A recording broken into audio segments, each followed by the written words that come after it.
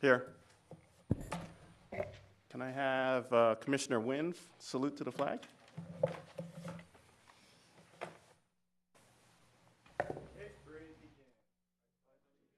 To the flag of the United States of America and to the republic for which it stands, one nation, under God, indivisible, with liberty and justice for all.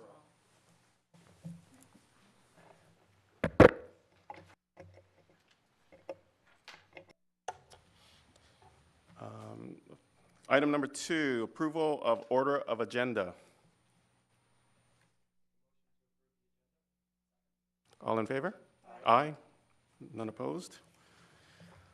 Item number 3, additional items for immediate consideration. There are no blue folder items. Item number 4, consent calendar. Number 4, approval of affidavit of posting for the regular Budget and Finance Commission meeting of March 8th, 2018. I approve. Second. All in favor? Aye. Aye. All opposed? None opposed. Item number 5, approval of following of last month's minutes, regular meeting of February 8th, 2018. Yeah, I motion to approve. Oh, second? All in favor? Aye. Aye. Motion passes unanimously. Unanimously. All right. Item number 5, excluded consent calendar. Nothing.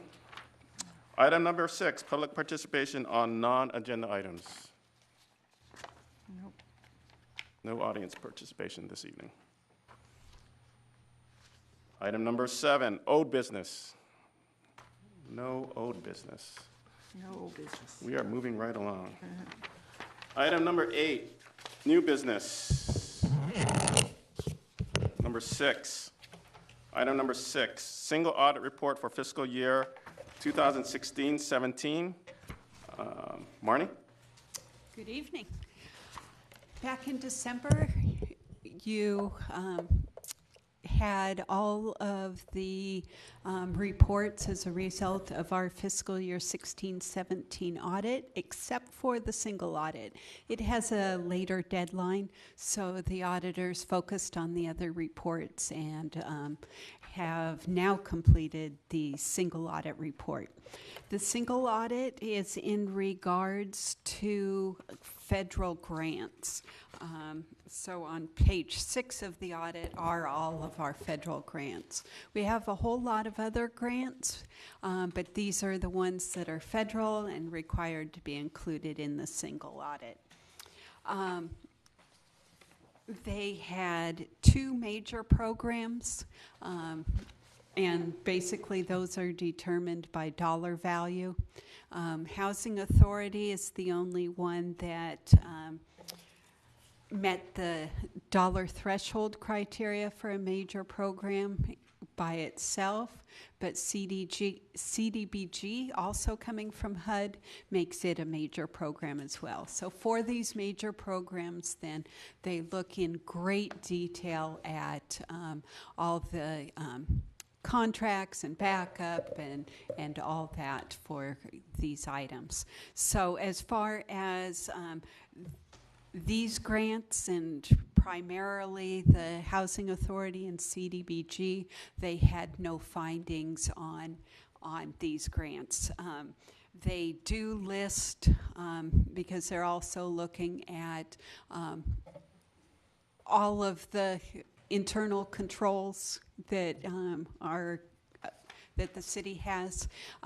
They also included the same finding that they did in the other financial statements with the capital asset booking, but that's been corrected. It was corrected when they discovered it while they were here on site, and so all the financial statements are presented correctly.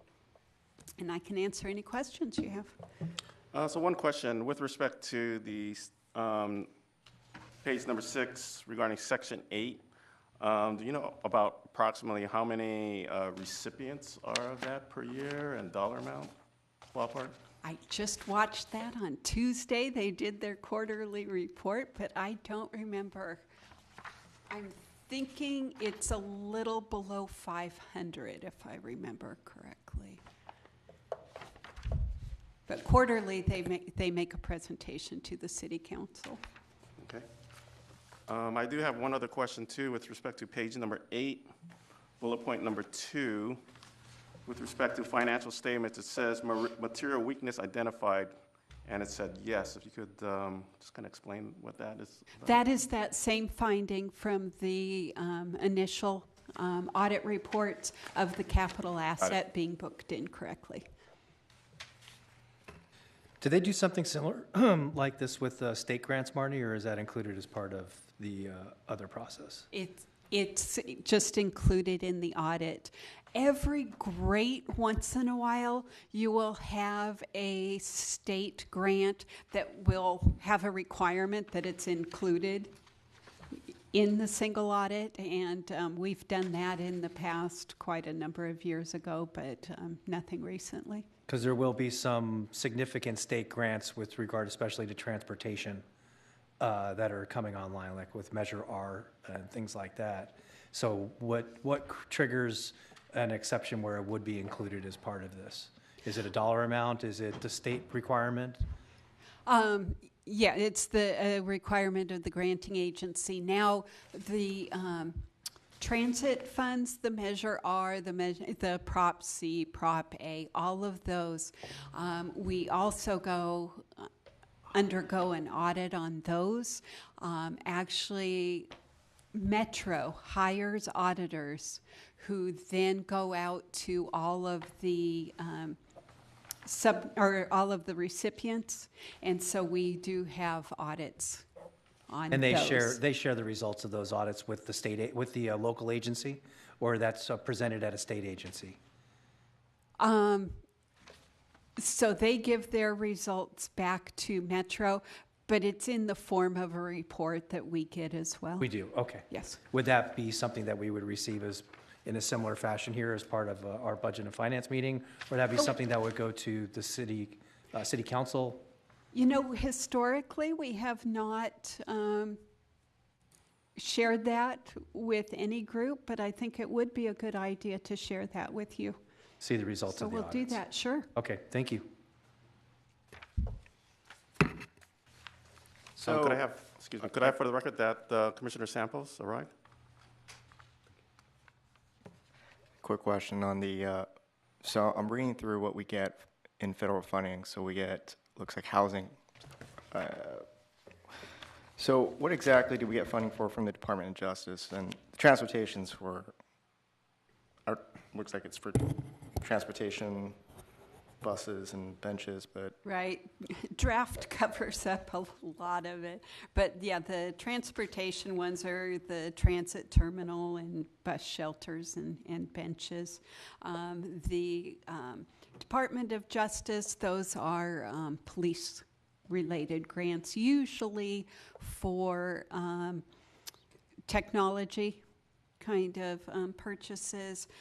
Down at kind of at the end of the list are federal grants that are passed through the State Office of Traffic Safety, and those typically would fund overtime that's spent doing a DUI checkpoint or some sort of awareness program or something like that.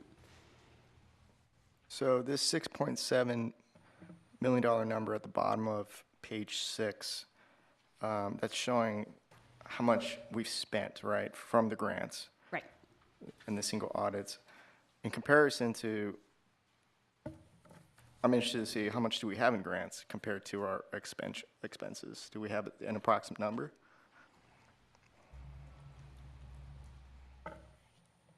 Looking at these grants, most are reimbursement basis, where it would be the same amount. Something like CDBG and housing, they're going to be right in there as well. Any difference would simply be a timing difference.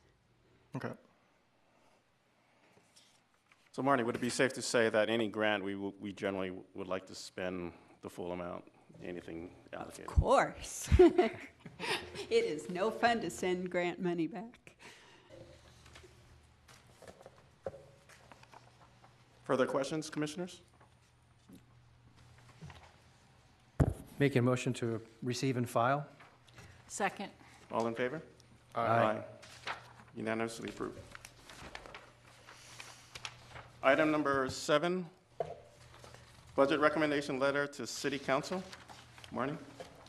Yes, at your last meeting, you requested to write a letter to the city council regarding the fiscal year 18-19 budget process. So we have drafted a letter for you, and we're willing to take any edits before getting your signature, Chairman, and then we'll forward it on to the city council. I just had a comment or an issue I wanted to bring up. In number 1, I think we need to, I know we only talked about vacant positions last time, but I think we need to also extend this to, looking at positions, administrative positions and non-public safety positions on a value-added basis. Whether you want to call that zero-based budgeting or whatnot. And the issue I bring up is I feel that we really need to take a hard look and possibly recommending that we eliminate the assistant city treasurer position. That position pays, in salary, based on the budget, in salary and benefits of like about $180,000. And we have, the fund is professionally managed by the fund company, and it is their fiduciary responsibility to manage our investments, in line with our investment policy that we provide them. So we have, a professional management over this portfolio. And frankly, the treasurer reports that they put out on a quarterly basis, they're basically the same. All they're doing is updating numbers. And I just don't, I don't see the value added for what we're getting in that position, because those kind of reports and those kind of compliance, if there's compliance reports and citywide reports that need to be done on a quarterly basis, I really think that could be handled by the treasurer himself. I mean, he is a salaried position.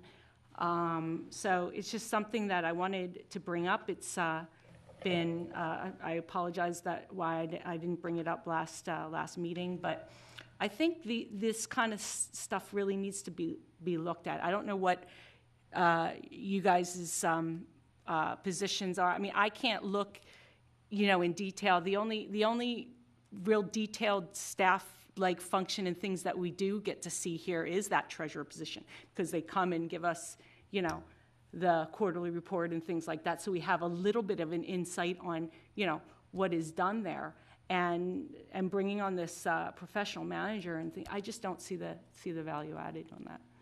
I don't know what how we want to do that, but I honestly think we should add a provision in there that, these positions, I don't know how to word it, but not only vacant positions, but other, non-public safety positions should be looked at as to the value added. Is there enough to justify the position and such? And I seriously think we should recommend the council looks at that assistant treasurer position. Commissioner Solomon? Thank you, Mr. Chair. Marnie, when was the assistant treasurer's position added? Was it just after, was it in 2015? When did that position get added? Maybe I'll jump in on that. The assistant treasurer position has been there for some time. The reform that occurred here at part of the last election that Mr. Deals ran for actually took what was a full-time salaried city treasurer position in addition to the deputy and downgraded it to I think it's a $25,000 a year more part-time driven role. So now For Mr. Deals. for Mr. Deal. So now, it used to be we had 2 full-time, and actually there might have been even 2 full-time and a full-time auditor. I think that department had 3 full-time staff in recent years. The reform, though, that was approved by voters authorized the part-time role for the treasurer and left the 1 deputy position. We eliminated the audit position during the recession several years back. So that they are as lean as they've ever been from an operating standpoint, and at this point right now our assistant treasurer is really the only dedicated day-to-day full-time staff member in the treasurer's office. Their budget has dramatically increased. Their personnel costs have dramatically increased. Probably not compared to 3 years ago. So what I don't have in front of me year over year, and it's there was a period where we had a vacancy of the deputy position. I'd have to look at that specifically to know, but if you look back 4 years ago, prior to the reform, the cost of the department in general was much greater than it is today. So in 15-16, personnel cost was $54,513. Are those actuals? That was the chief deputy being vacant. That was that reflects the vacancy. 16-17 is when It he went, started. in 16-17, it went to $235,000. That's Right. when he started. So he started in 16-17. So if you're looking at actuals, if you look at the budget has reflected the full-time position for many, many But the years. chief deputy is different than the assistant. Same thing. Same thing. Same thing. Same thing, So he did just get, there was a vacant position that we added. yes. So we had a retirement, you might remember Frank Rowland, he was the deputy treasurer for many years. He retired. Then there was the Reform Act. When Mr. Deals came on, he hired then Nilesh, and there was a period in there, clearly that 15-16 year, where we had a vacancy. Well, then to Commissioner Esser's point, was that hiring was to fill that vacant position. Are you asking what the need for it was, Dawn? Yeah, I mean, based on having a professional, yes, I'm thinking that somebody needs to look at that, what the need is. I mean, what else is that department doing besides, managing or just looking over the professional management management of the portfolio, plus doing these quarterly reports or these compliance reports or whatnot? I mean, I think it's kind of unclear. I mean, I think they have a sales tax audit, things like that they do. But, just wondering, we should, things like that should be taken a hard look at, because I don't see I honestly don't see that much value added with the quarterly treasury reports, because all it is the same information, and all they're doing is just updating the numbers. I don't really, I'd be satisfied with just getting the report from the professional manager, because that really has everything, and how it's all invested, our return, everything. I mean, that's really what I want to see as an investment professional, as a finance professional. That's how I want to see. I want to see the duration. I want to see the return. I want to see how, the breakdown between bonds and LAIF and the different things, and to know that we're, complying with the policy. And I think that, obviously, governance is done by the city treasurer. And so I'm just wondering, okay, so then out of that, what else is done? And why we need somebody that makes $185,000 a year with salary benefit? Well, yeah, I can't speak to all of Nilesh's duties, but I can say that he is the day-to-day on-site professional. Our staff work with him. Marnie can speak to some of it. She works very closely with the office.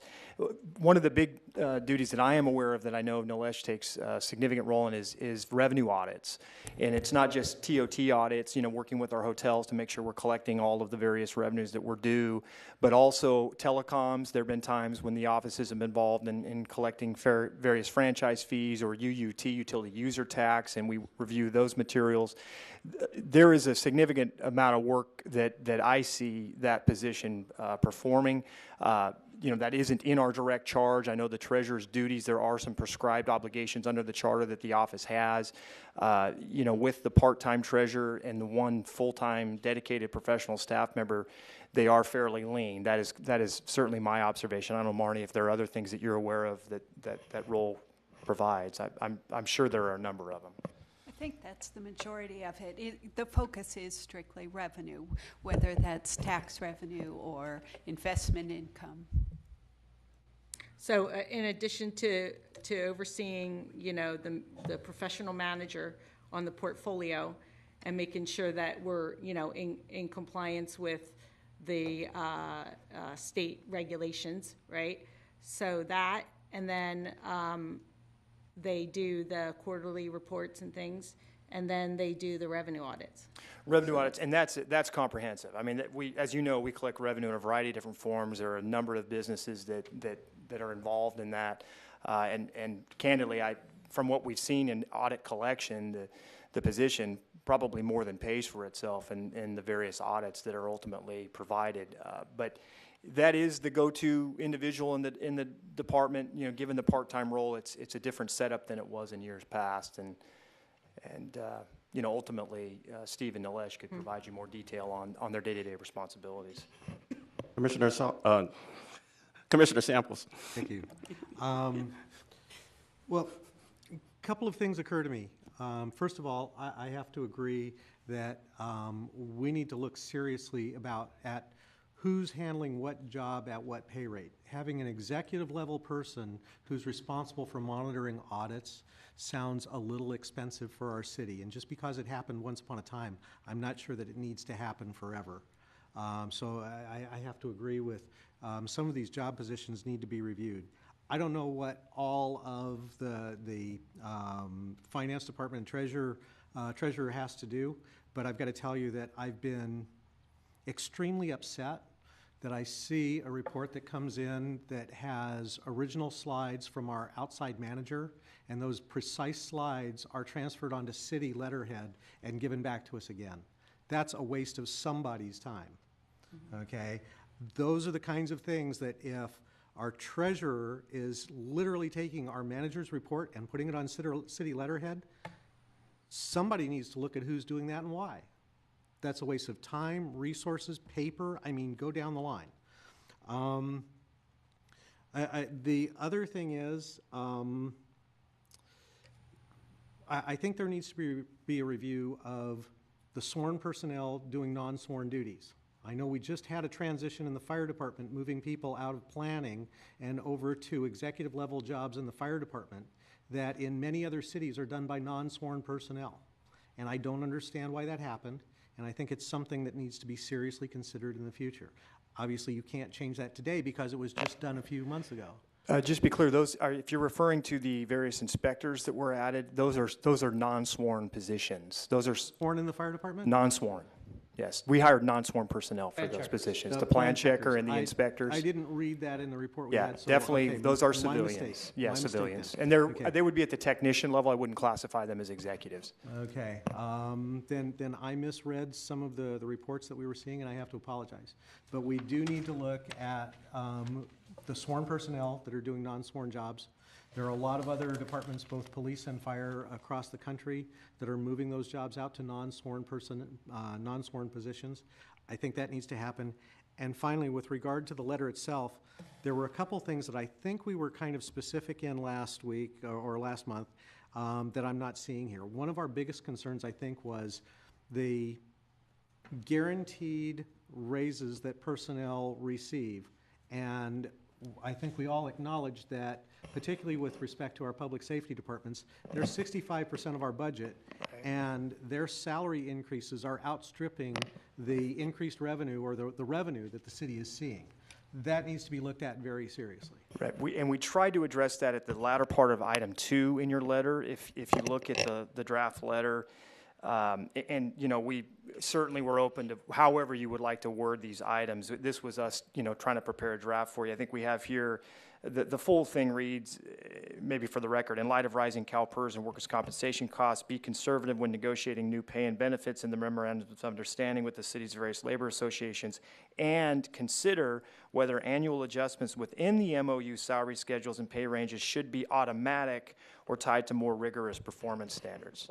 So that was our crack at trying to capture that sentiment. If you think we've missed it, we certainly can edit it and try to tweak that. I think you hit around it. For my preference, I'd like to see it be more specific, and that is that the goal should be that employee salary increases or department budget increases for salary should not exceed the revenue changes in the city. And so maybe we could add to the end of that, and should never exceed annual revenue adjustment or something to that effect. Commissioner Nguyen? I had a question in terms of, I know some other cities to do plan check are outsourcing to third parties to do that. Are we outsourcing any of our services to third parties to handle plan check or anything else? We do outsource quite a bit of work in our community. We have several custodial contracts. We have collection audits that occur that are outsourced. We have some variety of that. The plan checker, though, in this case, they are civilian personnel that are part of the department and go out and do these checks. Those new positions are in-house personnel. Okay. Now, I will say the billing associated with that is contracted. We have outsourced that. I just want to make a few comments regarding, there's some comments made regarding the treasurer's department. And so I have a significant background with respect to Treasury, having consulted funds such as LACERA, LEDWP, and this is all public information, Washington State Investment Board, and having met with those, having met with investment staff, it is indeed an area that needs expertise, first of all. Mm-hmm. Secondarily, based on what staff has recommended or shared just right now regarding that they are fully,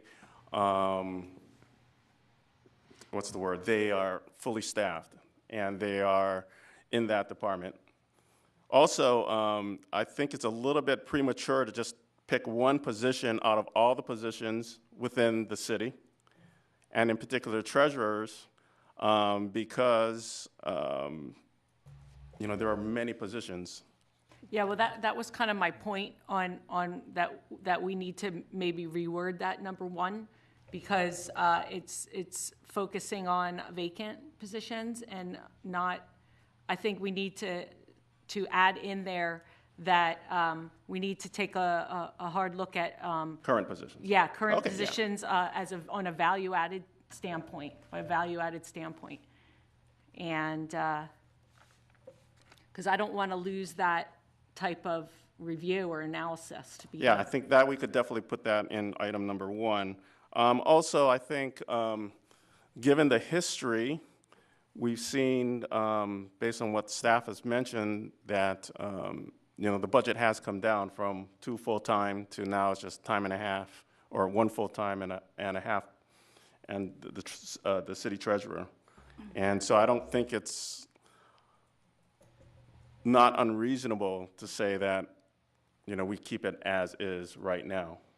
Or Commissioner Esther, was that just basically as an example? Well, I was using it as example, but I was also using it, I would also like it to be reviewed more, be one of the positions that is looked at as on a value-added standpoint. Well, I think we need to look at all positions on a that's what I value-added mean, basis. right. The other thing, too, is I think it's a little bit premature to recommend something like that, in particular, one single position, Right. especially when we've had the treasurer and the assistant treasurer come up, and then we just come up and say what we're saying. I think it's a little bit premature. No, I hear you. I'm just trying to use it But I just think that we need to be looking at these, at the positions like on that type of standpoint. And if I could, we do on an annual basis, and you'll see this a lot. We'll propose reorganizations to departments. Typically, reorganizations are a result of us identifying a position that, for whatever reason, and a lot of times we'll take advantage of vacancies because that gives us an easier chance to do it. But we've determined that position in its current form isn't providing perhaps the organization its best value. Sometimes that might be a downgrade of the position to a more technical level. Sometimes that might be a merger of a couple of positions to a single position that might be have a higher sort of, pedigree associated with it, so bringing in more value. It depends on a case-by-case basis, but we always do ask our departments to look for reorganization strategies and efficiencies that can occur in the way they conduct business. In some cases, that might be outsourcing. In some cases, that might be reorganizing. But that is an annual practice for us from a city management standpoint. But certainly, if you'd like to see some additional language in here, we can collectively make that add. Okay. Commissioner Sullivan? Thank you, Mr. Chairman. Attrition being preferable to dismissal. Mike, I think this question will be for you on item 5. I know that the signature events, it's sort of a term of art Yeah. for you all as far as how you define and what you define as a signature event. Yet you have language in here for special events. So you have special events and signature events. Would it be easier to say, just have one phrase in there for all? The second thing I would mention is that I think you were trying to wordsmith it when you talked about equity and justification for the granting. I think what we were talking about there, not speaking for the group, obviously, speaking for myself, and my understanding was that we were saying if you're going to waive fees for one entity, you should do it for all of them, being that we either do it for everyone or we don't do it at all.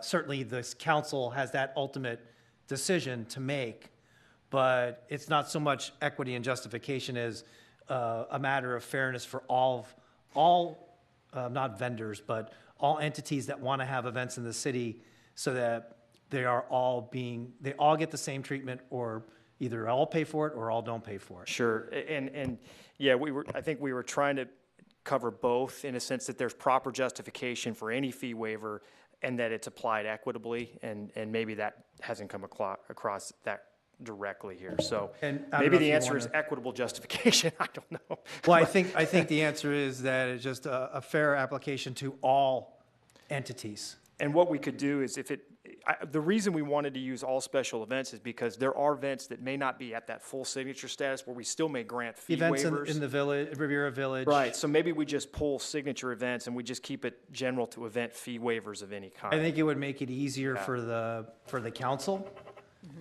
since the signature events are a term of art, and that then the argument will inevitably be raised, well, then we're not gonna do it for signature events, but we'll do it for other special events. Yeah, just all events. I think if you just had Right. it more as a generality, it would probably be applicable on a more global basis. Yeah, maybe we pull the word signature and then maybe we even pull the word future. We just say granting of any event fee waivers. Yeah. So it's really clear that, I think that would be you know, more to the point. yeah, Commissioner that reads a little smoother, I think, yes. Do you think would be, I think it would be probably too much or too specific talk about as a result of significant increases in city expense related to special events? You know, I think that whether there's been an increase or not, I think it's a fair review at this point. I mean, given the budget that we're facing this year, I think, and we're working on collecting and aggregating all costs associated with our event waivers and subsidies. And you or Marnie or another Yeah. representative would be there to say what the commission was likely trying to convey Oh, sure, was sure. that And remember, we're this seeing letter- this trend. Right, and this letter first goes to Joe ultimately, Right. so he's got a handle on what you're recommending, and we can begin to work into our process, some of these ideas too, and kind of get out in front of it, So so. there's not an ambiguity when the council says Yeah, no, I what they're think, talking about. I think we'll be able to make this clear, and I think what we'll certainly do, as we always do, is highlight the report in the budget that deals with this, and I think this year we'll have some dialogue on it. And And candidly, we may need to recommend that we pull back from some of these waivers given our resources. Okay, thank you. Commissioner Samples? On the edge of this letter, but something I'm curious about. Can you explain what incentive or motivation department managers, department heads might have to downsize, cut costs, or make recommendations to cuts to their department rather than increasing costs? Well, yeah, it's a fair question. It's not, we're not the private sector. There aren't bonuses associated with revenue growth or, corporate savings or the like. So there isn't a financial incentive, obviously, for anybody to do that. Generally, the pressure is applied by the city manager, myself, and our finance director as we go through budgets each year, and the rubber begins to hit the road, and we say, well, we can't afford this or we can't afford that. So generally the pressure is applied internally from that group. But most of our department heads are very good about looking at efficiencies, understanding how business is done in other benchmark cities, and are there ways for us to be a little better at what we do.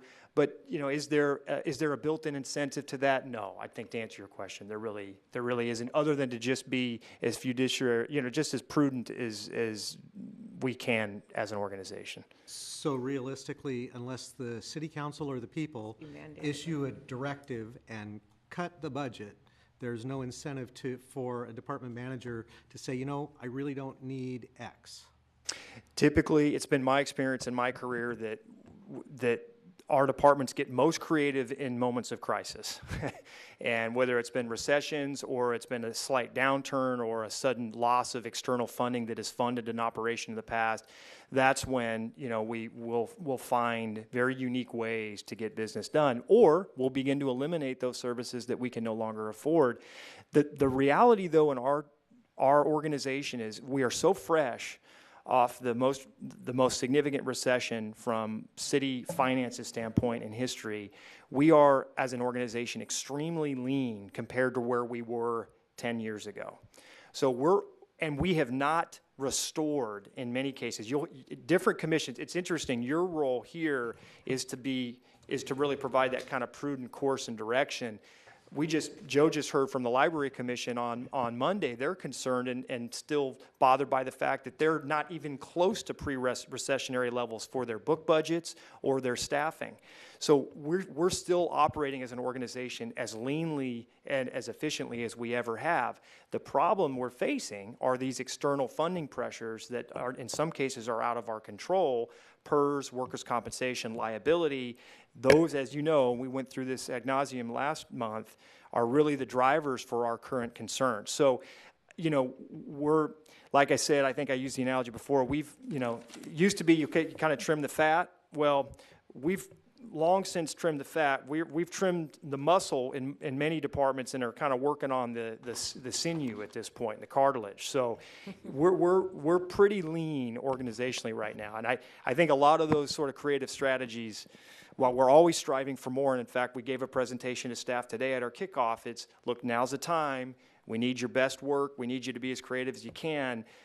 But some of that lower hanging fruit is long gone in our operating budget. Well, to your point from last time, and unless we can get another car dealer or another Galleria, right, we have a significant problem, and we've got to figure out how we're going to be lean 3 and 5 and 7 years from now. No question. Or we're going to go through another situation like we did in 2007, 2008. Absolutely, and I think the pressure that the department heads are feeling is coming from that reality. So.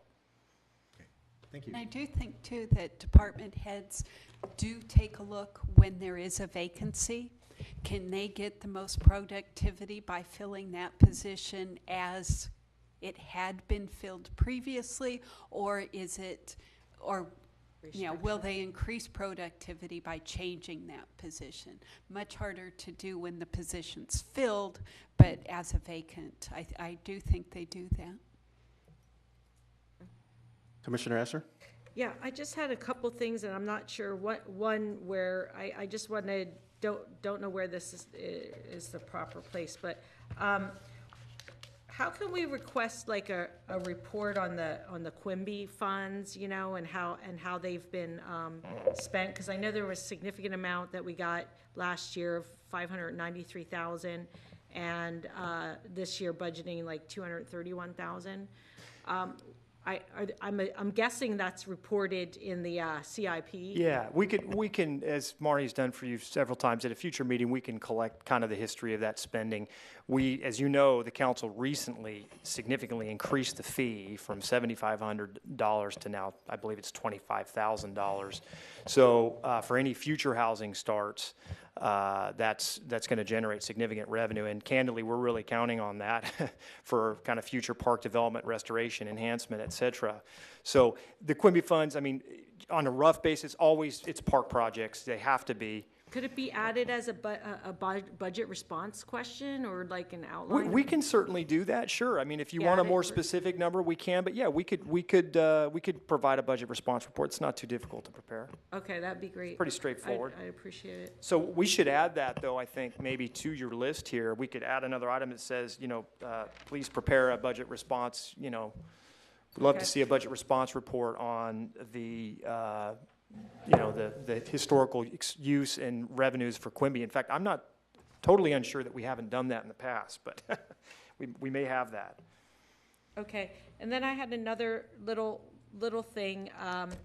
I was just wondering if we can look at, I think it's great we honor the commissioners and their service and everything, but I was thinking that instead of a plaque, that we could, give something that's of more practical value, like a Redondo Beach parking sticker or something like that. Because I know I was just thinking of for more practical standpoints, because plaques for me, I kind of put them in the closet and they kind of collect dust, or put them in a corner and they kind of collect dust. And I think it's great to honor the service, but I was just that just came to my mind. I thought I would mention it and bring it up if anyone else has any. You want free parking. The permit might actually be more expensive than the plaque at this point. But the council is going to, in the next, I don't know exactly when, but the next several months, they're going to be reviewing their sort of code of conduct, their kind of meeting policies and procedures, and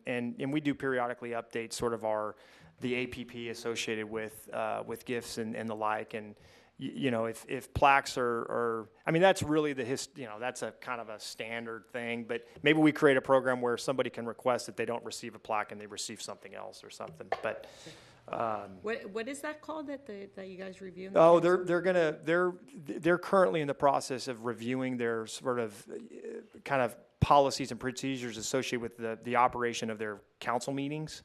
Oh, okay. Kind of their code of conduct, if you will, rules of order, depends, there's a lot of phrases for it. But there's going to be a follow-up report, I think, in the next few months. And this wouldn't be expressly in that, but, recognition for outgoing commissioners, it's somewhat related. Not directly, but it's in the ballpark. Okay. I'm not sure it would be much of a budget savings. It's a pretty low-cost item. Oh, okay, all right. Thank you. So right now, we currently have just edits on item number 1 on the letter with respect to adding current positions.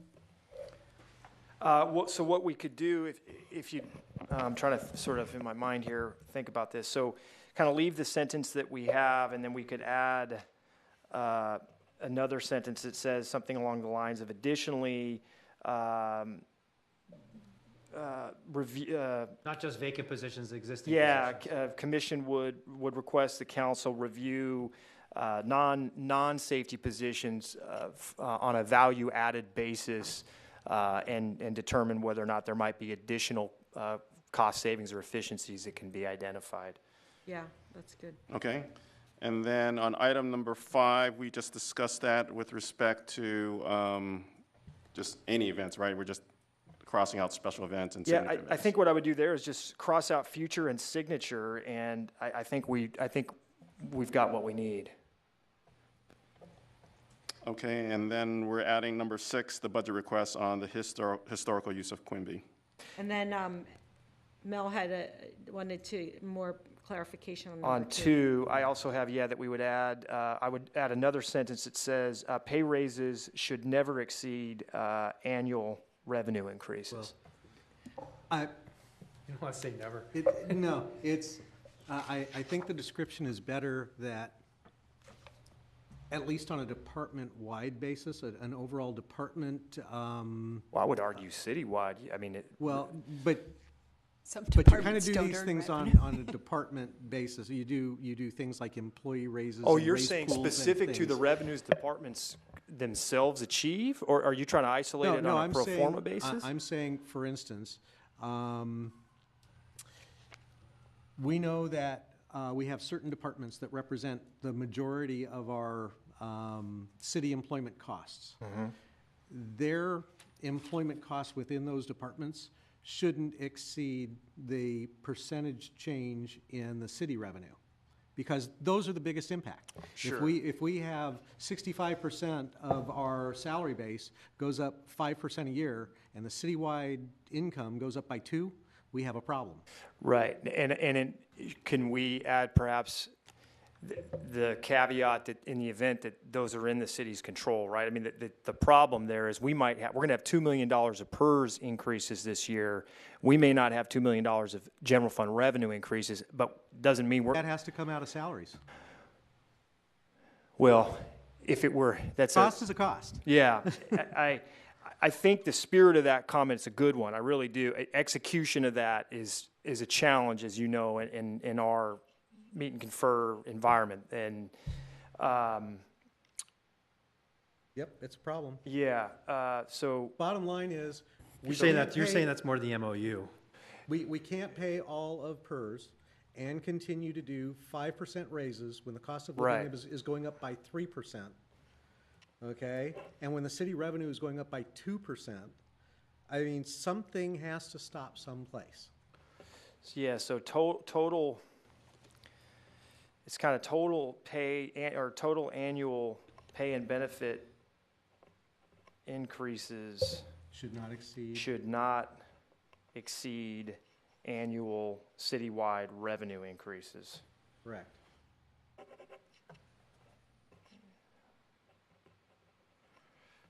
We could certainly add that a sentence to the end of that, the first one.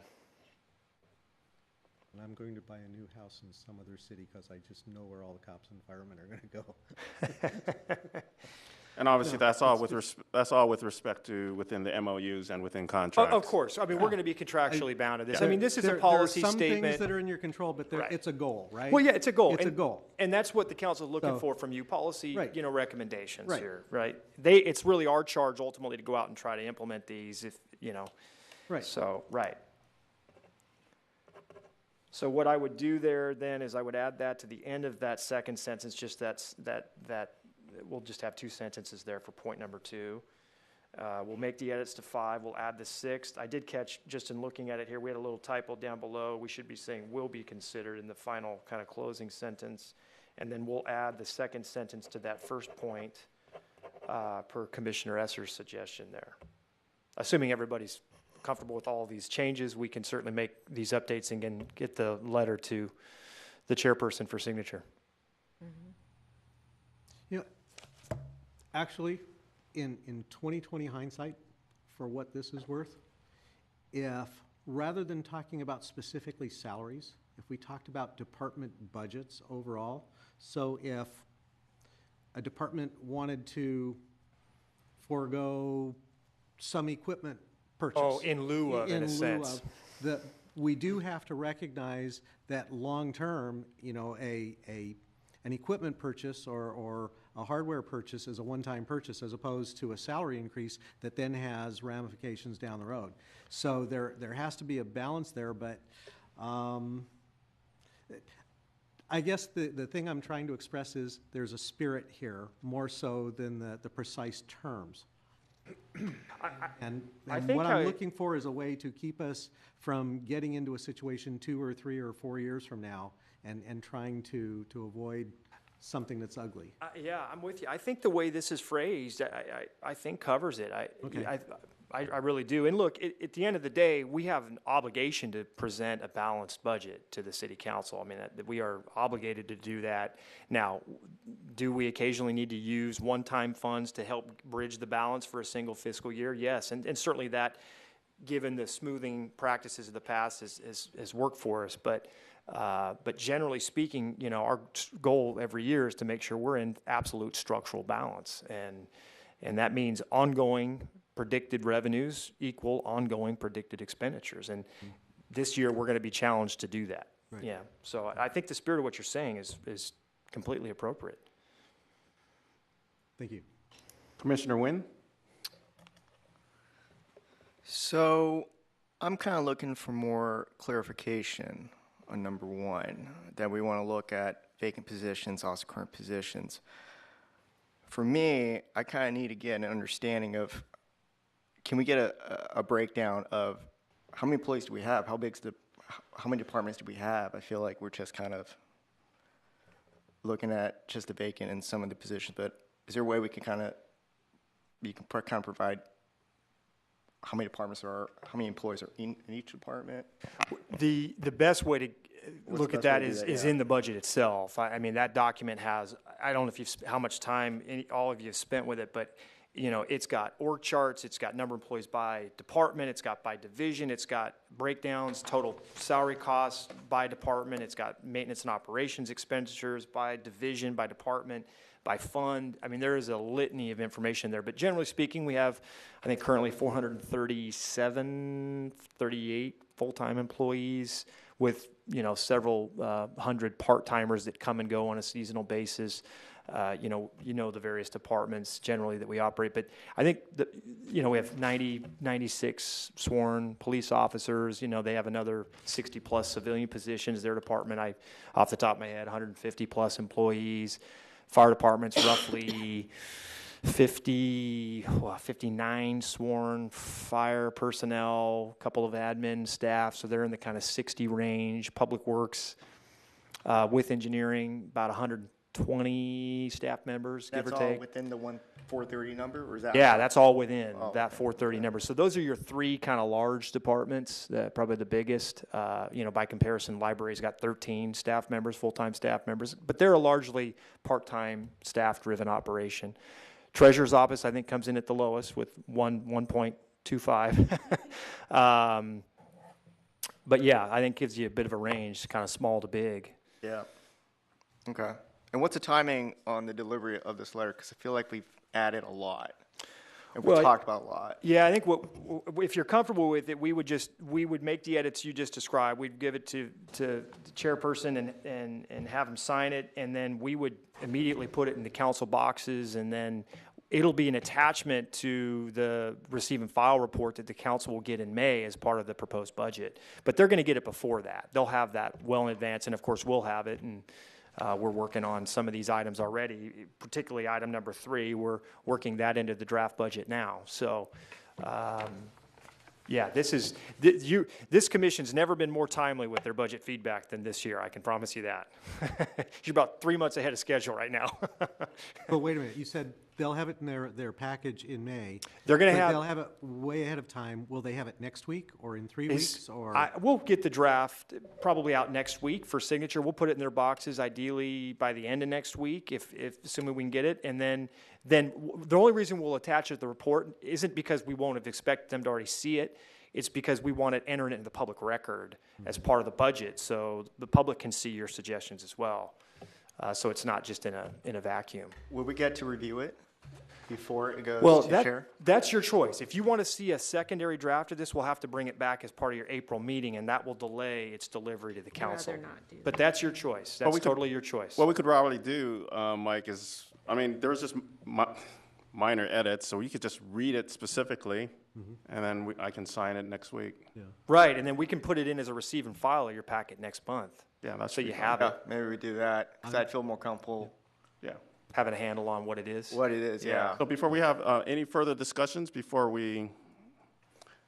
on this items, so we could just have Mike read it as is, maybe word for word, items 1, 2, 4, 1, 2, 4, 1, 2, 4, 5, 6. If you can just read it word for word, and we can go from there. And the typo correction. Let me just finish my notes here. Okay, so you're gonna sign it next week, and then it'll get, Receive and file in the following. Okay, so what I've got, and again, this is, feel free to jump in here at any time.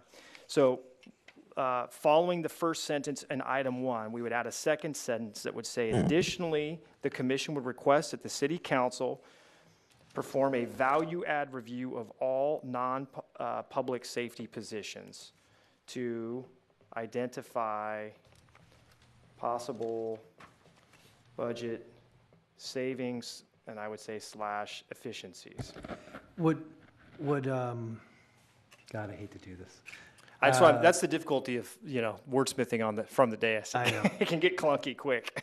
One of the issues that's not addressed, I think, Commissioner Samples, and what you're getting at, when you're talking about year over year, and you're talking about increases, is overtime. And what's happened a lot is that rather than fill a position, you've got, especially in public safety, because that's where the greatest need for it is, a lot of overtime expenses that could alter what you're talking about. I think you've covered it in, and this is my question to you, I think you've covered it in when you're talking about the growth of the revenue versus the growth of the expense. But that's my question to you, is that, would that, in your mind, encompass the overtime issue?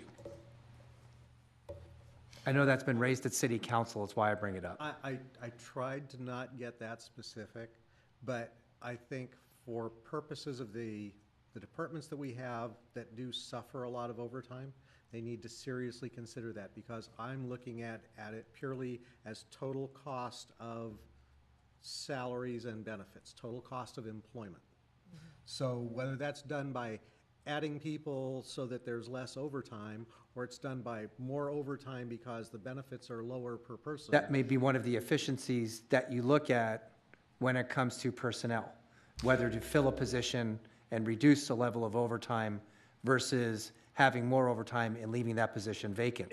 Absolutely, and we absolutely, rest assured, perform that analysis with every vacancy.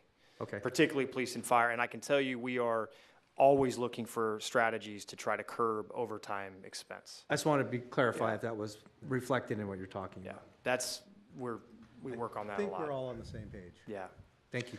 Okay, so we're okay on item number 1. Yeah, so if that sounds okay, that's, we'll leave it there. And maybe, maybe one caveat, maybe not that the city council perform it, but maybe that the city perform a value add, because it really should be kind of in concert, right? It's not really them to do that. It's really us to present that to them, or, go through that exercise. All right, and then the second item would be same sentence, but then we would add another sentence to Commissioner Samples' request. Total annual pay and benefit increases should never exceed annual revenue increases.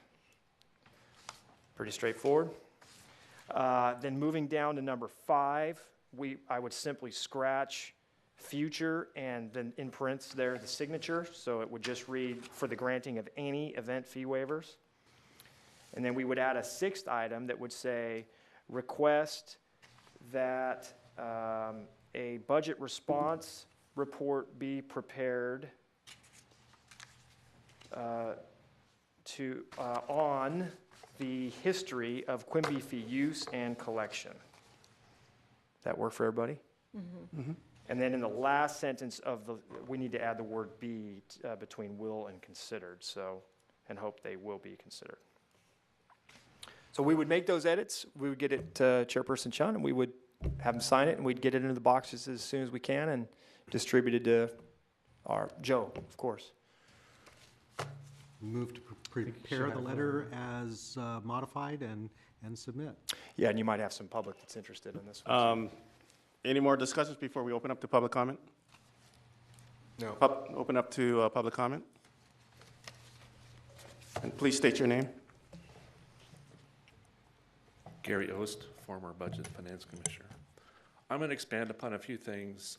I don't know if some of the concepts I'm going to raise here are going to make it into this letter, but maybe you can put them on for future agenda items. On the city treasurer's office, what happened there going way back, before Mike's time even, the prior city treasurer was elected to that position without a strong background.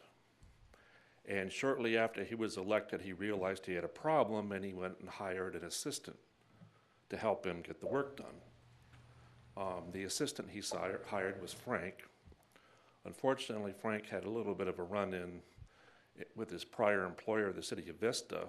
He was convicted of embezzling funds. So if you're Ernie and you want to hire someone who you know is never going to run against you, it's pretty much a brilliant move. But what really happened there is Frank ran the investment fund. There was no outside advisor. Frank was very smart, he was very capable, and he ran it. And the elected official was pretty much a ceremonial position. And they had a junior auditor at the time. That was the 3 people. That went along until Frank decided he was going to retire. And when Frank announced that, and the date was in the middle of the prior treasurer's term, the prior treasurer immediately announced he was leaving and left the city in a lurch midterm, because who was going to do the work if Frank was running the show? So now we fast forward to today, where Frank's work and heavy lifting is now done by an outside consultant at a fee. We're paying for that. And Mr. Deals has taken over in a part-time position, kind of the ceremonial position that the prior treasurer had. And now come to find out that the auditor position, which was a junior level position before, is being filled by someone that was making $180,000. No, you don't need someone in that position to do the audit checks for the treasurer's office. So you have the heavy lifting done by the outside consultant. You have an elected official that kind of oversees things, and I'm not quite sure how much they do. Apparently they just take the same spreadsheets and just copy them. So I think there really is some fat in that department based on my long-term observations. And, you know, you maybe not be able to put that in this letter, but I would certainly, since you are the Budget and Finance Commission and this department reports to you on a regular basis, I strongly suggest you seriously look into what work is really being done there and if the salary creep has become a problem there. So I'll close with that. But when this city runs into serious financial problems, which it's not a matter of if, it's a matter of when, the next thing you're going to have to do is consolidate the fire department with the county. We looked at this when I was on the Budget and Finance Commission, and I was trying to get this through, and we actually had it in one of our letters like the one you're drafting tonight. And there was no political will in the city at the time, because they were able to scrape by without doing that. But when I was looking at that, and I compared to the recent contracts that LA County was signing with some cities that had gone that way, they were providing fire service for about $100 a capita. And the only cities that really were running their own fire departments were big cities like Santa Monica and Long Beach, Pasadena, or the beach cities, because they had a very strong tax base, Manhattan, Hermosa, and Redondo. The Manhattan, Hermosa, and Redondo were averaging about $250 per capita to run their little hometown fire departments.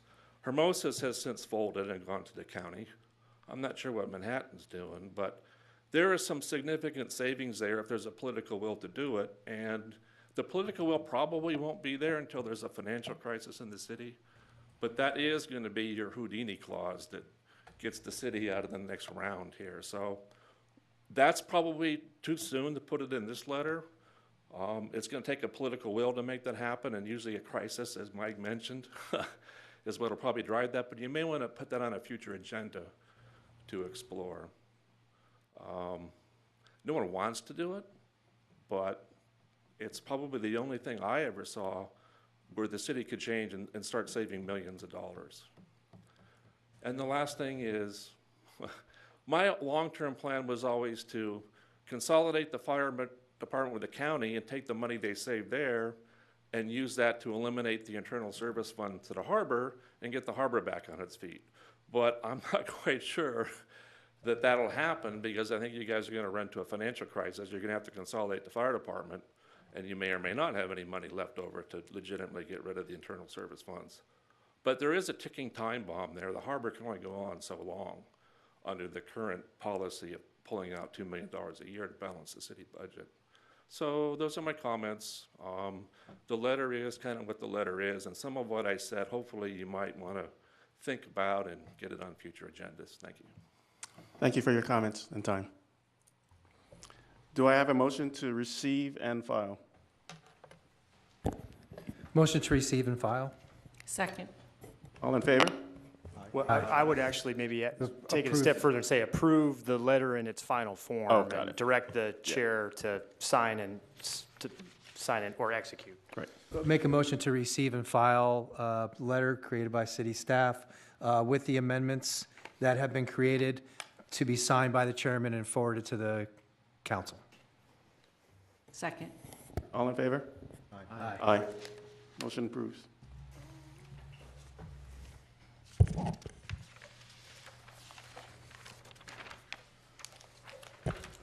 Item number 8.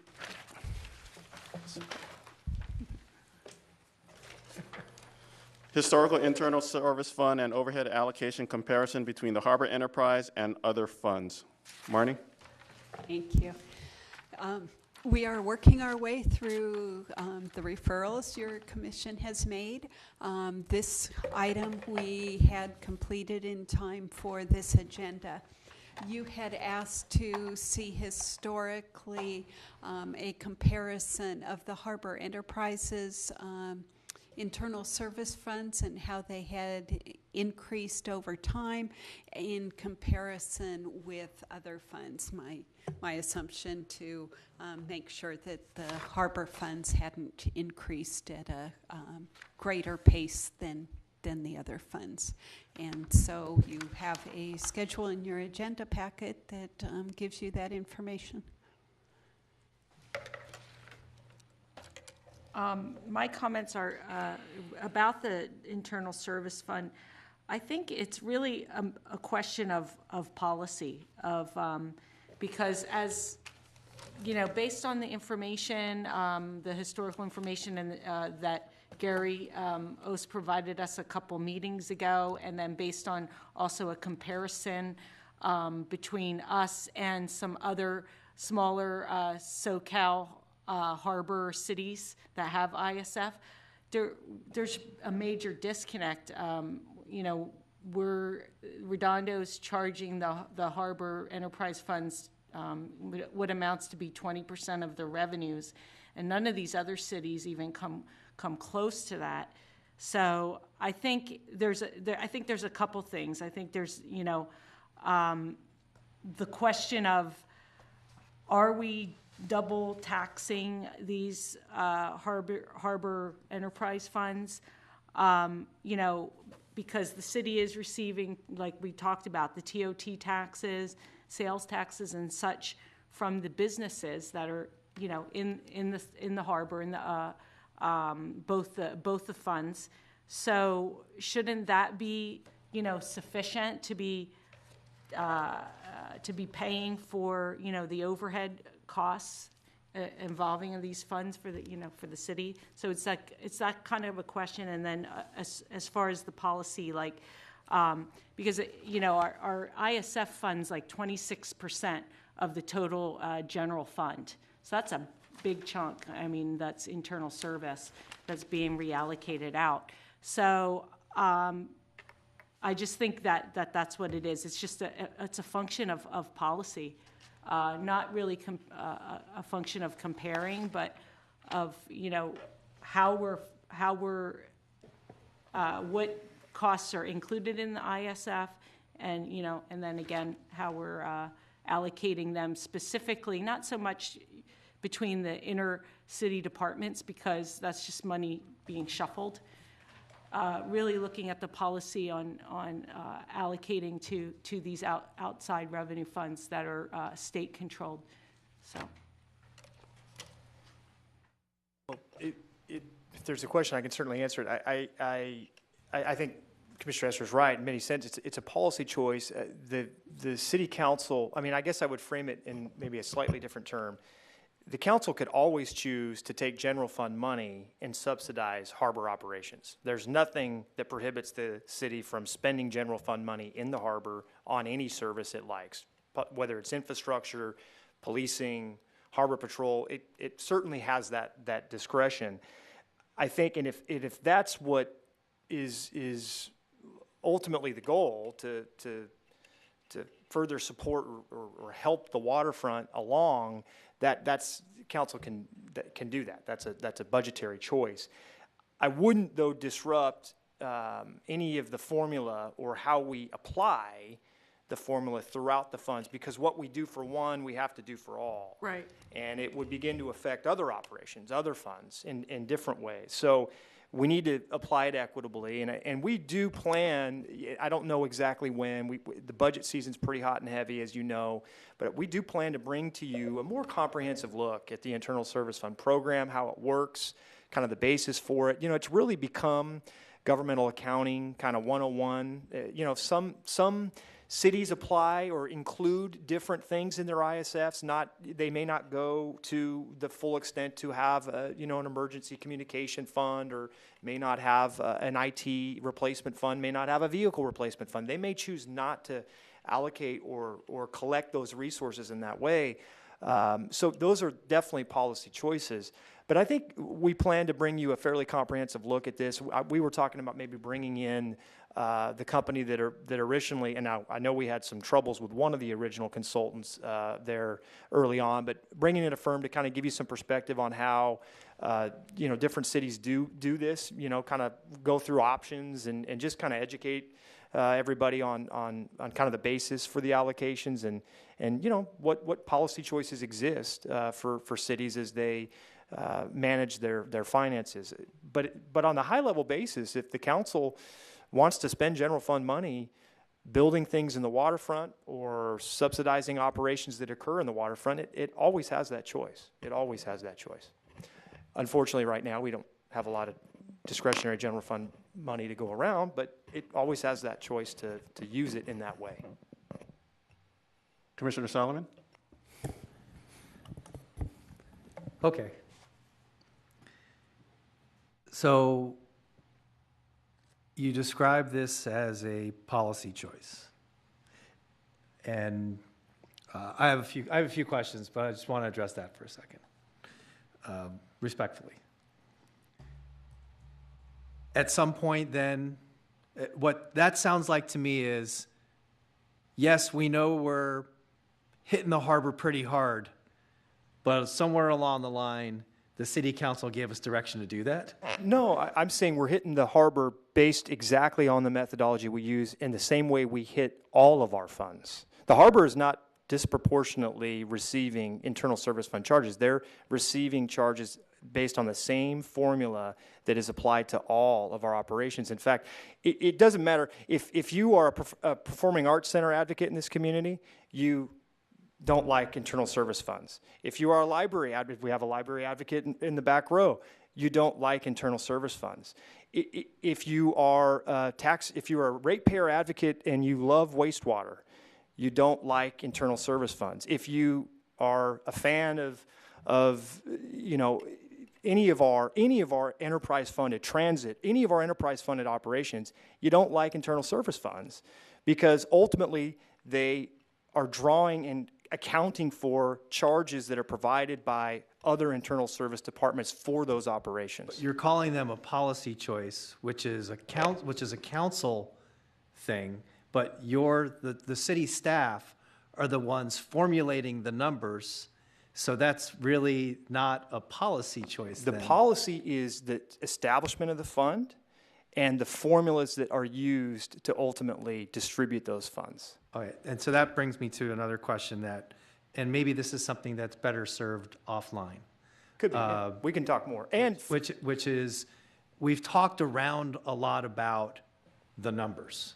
We've talked around a lot about, well, here are the different charges that get allocated for the internal services charge.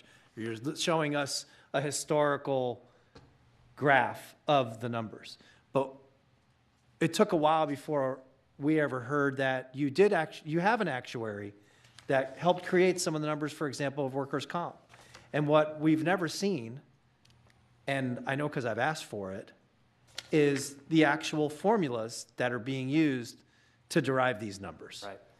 And that application. And maybe that's minutia, and it's grinding it down to a granular level, but is and that maybe something better served offline? Well, certainly we can absolutely go through it in more detail offline, because what you're really describing, to kind of put it in lay terms, if you're looking at the chart, it would be, hey, looking at the workers' compensation side, 550050, for Harbor, that's a $245,000 expense. Citywide, that's a nearly $3 million expense.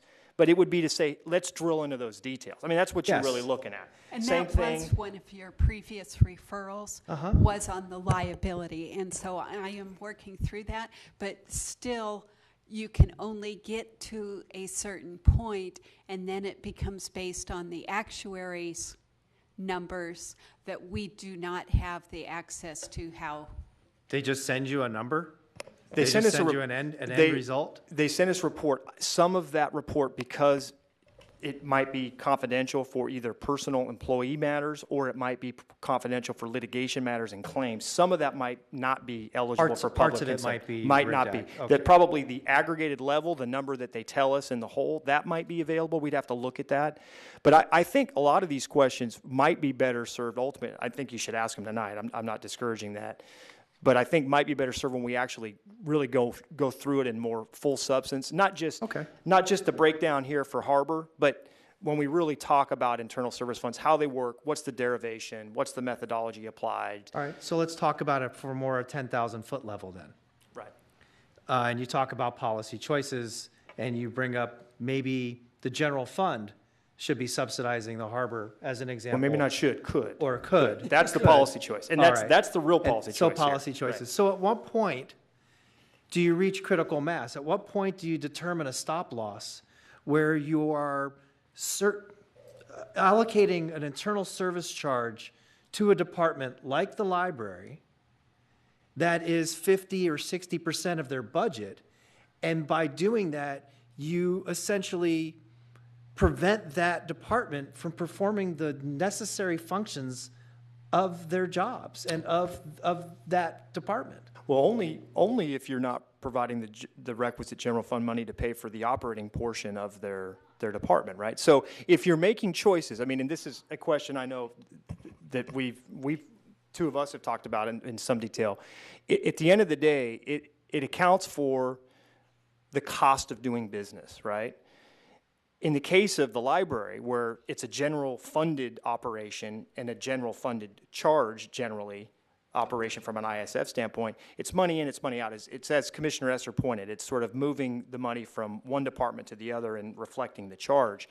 It has an impact if and when you go to cut those services, right? If you're looking to shrink a $3 million expense and 40% of it or 50% of it or a third of it is internal service fund, it's not as easy as just to say, okay, the library, we're going to cut the ISF. Well, that has an effect on another department, and that's a partial body. So the operating departments themselves that are delivering the services have to make the cuts. Certainly, that's a policy choice, but is there any kind of a stop loss in mind that you have?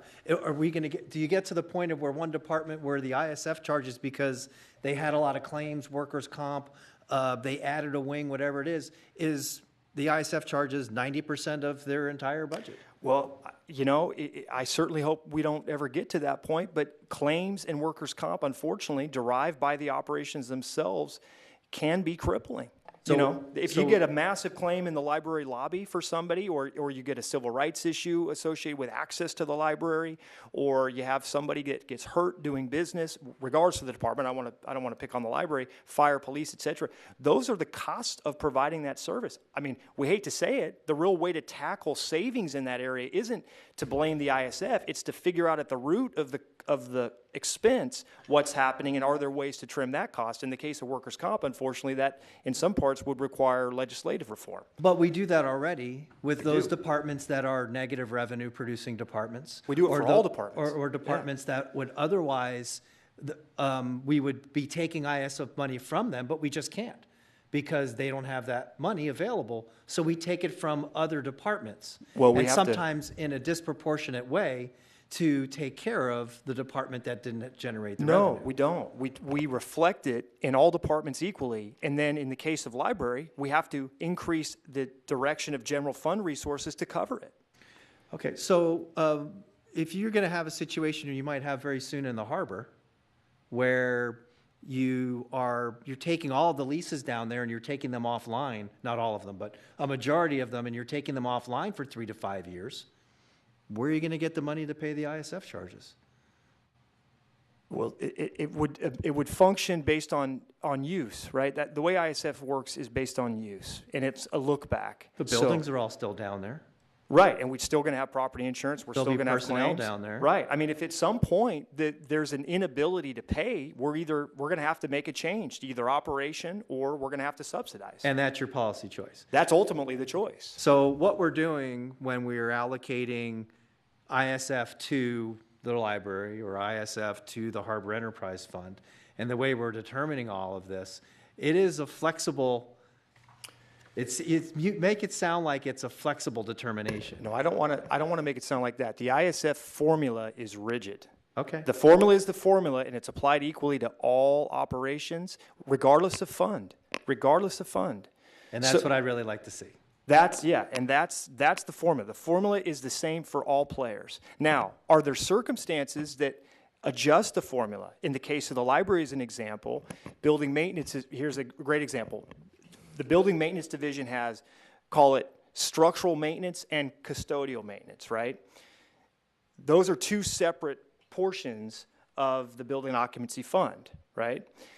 In the case of the library, because we don't use custodial staff in the Public Works Department to provide janitorial services, and we have a contract, we eliminate that charge in the building occupancy to the library, and then it's reflected in the actual contract amount. So we don't allocate a service in the ISF we're not delivering to that operation. So those adjustments would be made on a use-by-use basis. It's those internal service funds that are delivering service to the operating department will charge, and if they're not, and they're provided in an alternative way, the alternative would be charged.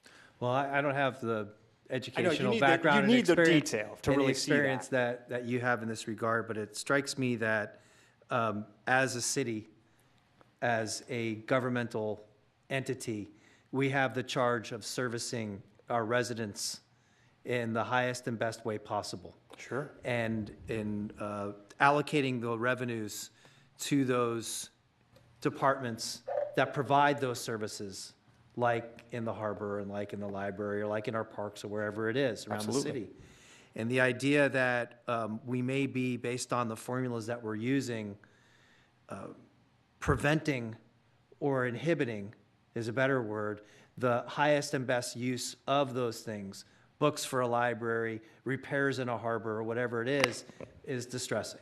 Yeah, and I understand that perspective, I do. I think the way to tackle it really is to look at the departments as they deliver service, the internal service departments as they deliver service. We need to be as efficient with that delivery of service as possible, right? And that's how ultimately those ISFs go down. Part of the service we provide the community in the form of library or parks is making sure that they're clean, that there's toilet paper in the bathroom, that the experience when you go to the park includes going to a clean restroom to wash your hands, that the lights are turned on. What that- good is going to a library that's clean with no books? Well, now that's if at the end of the day it gets to a point where we don't have the ability to deliver and operate that function, that really does become the policy choice, no question. But if we're at that point, odds are all departments are going to be feeling that squeeze equally. We're not going to be isolating any one department. When we last went through a series of cuts, it was across the board, safety included, because there comes a point when savings out of the library budget or savings out of a specific internal service fund department aren't gonna move the needle enough to balance the budget. Got to come from somewhere. Right, But so- it shouldn't be disproportionately. I understand. Okay, I'll take a step back and hear from everybody else. Commissioner Esser? I was just wondering, I know we brought up this issue before to try to understand what the state regulations are as far as what revenues stay within the Harbor Enterprise Fund and what revenues from the harbor area go to the city general budget. So I think, I don't know when we're going to get, that kind of clarification. I was just wanted to bring that up. That is in the city attorney's office at the moment, and they're hopeful they'll have an answer for us at your May meeting. Okay. Thank you. Commissioner Samples? Couple of things. First of all, going back to what I talked about earlier when we were working on the letter, and talked about incentives for people cutting budgets or being more efficient, and talking about the spirit of those conversations.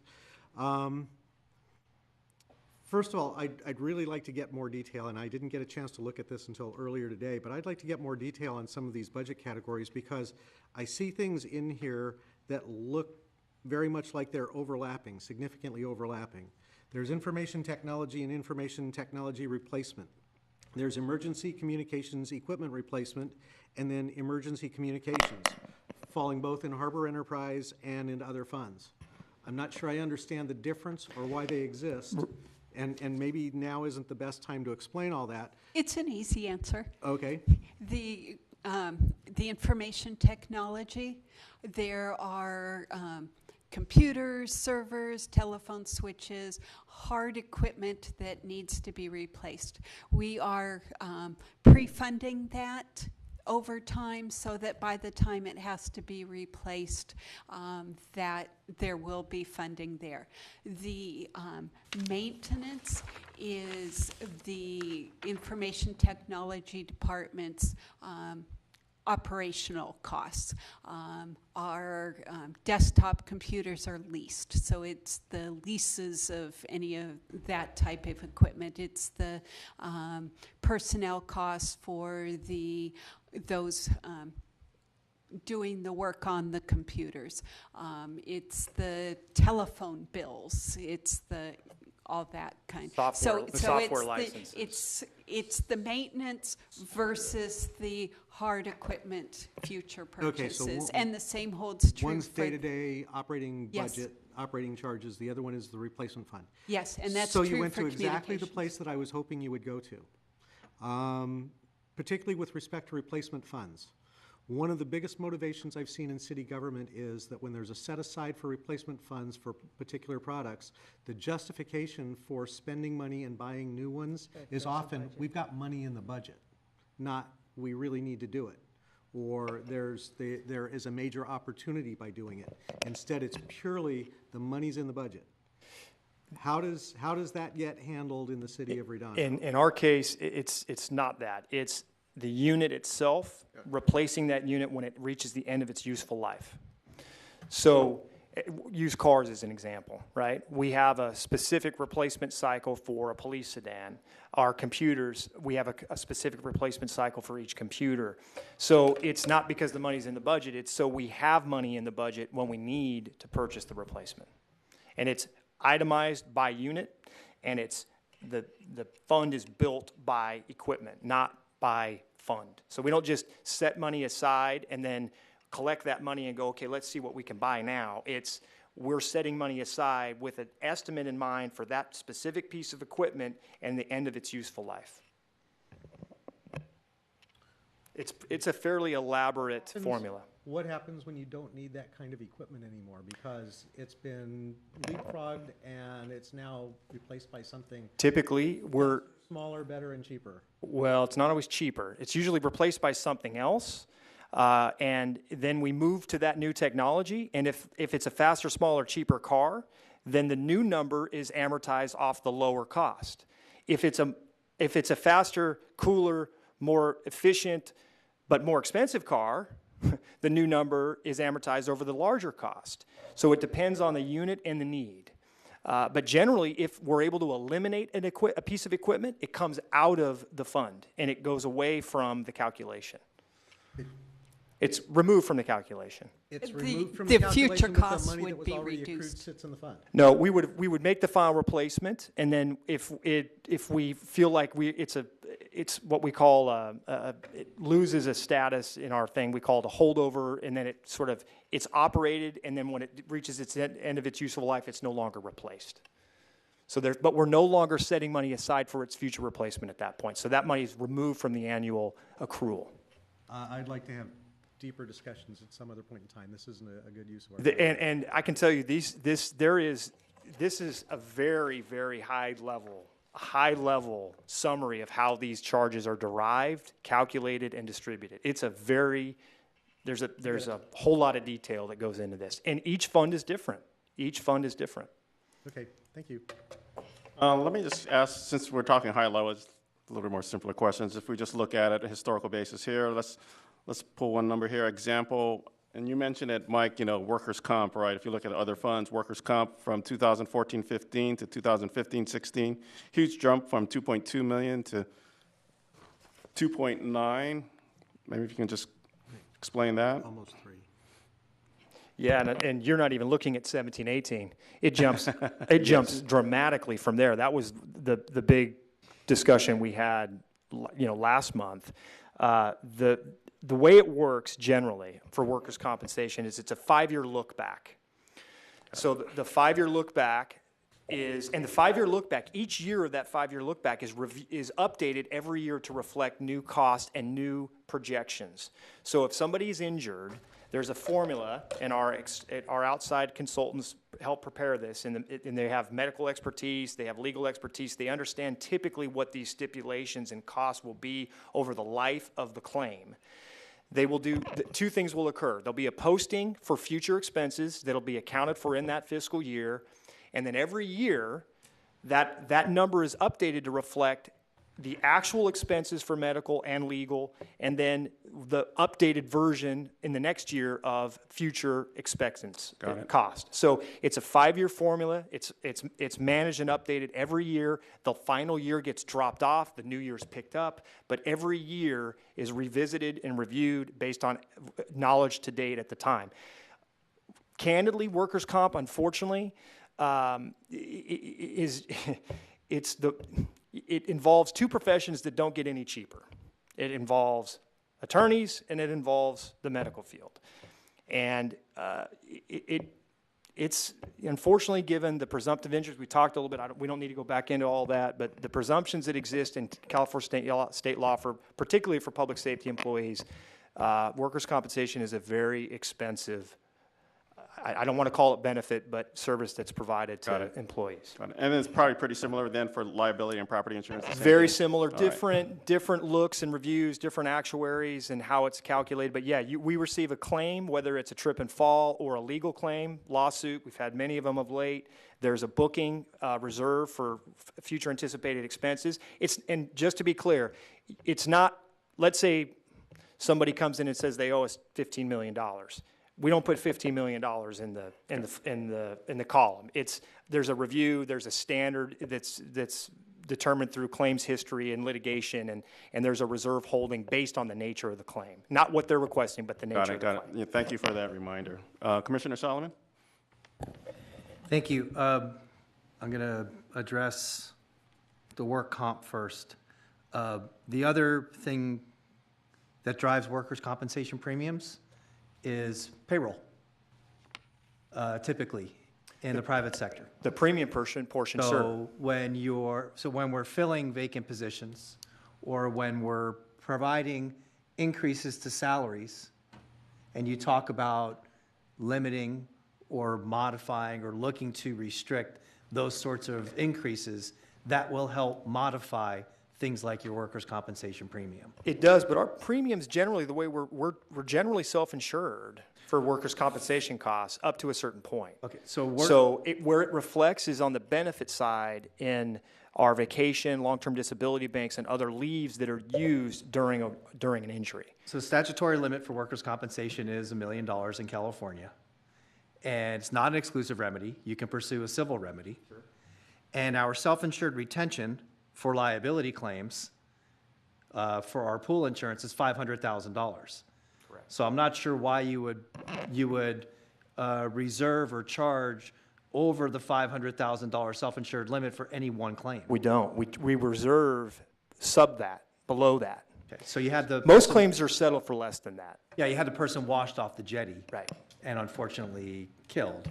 Right. That So, would be a different so situation. our reserve figure never exceeds our SIR.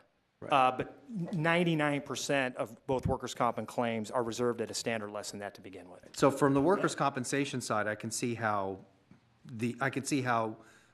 claims, loss ratios, and payroll would dramatically affect the charges. But from a property and liability standpoint, our self-insured retention hasn't changed. No, it actually, you're onto something with workers' comp in general, but it doesn't reflect here.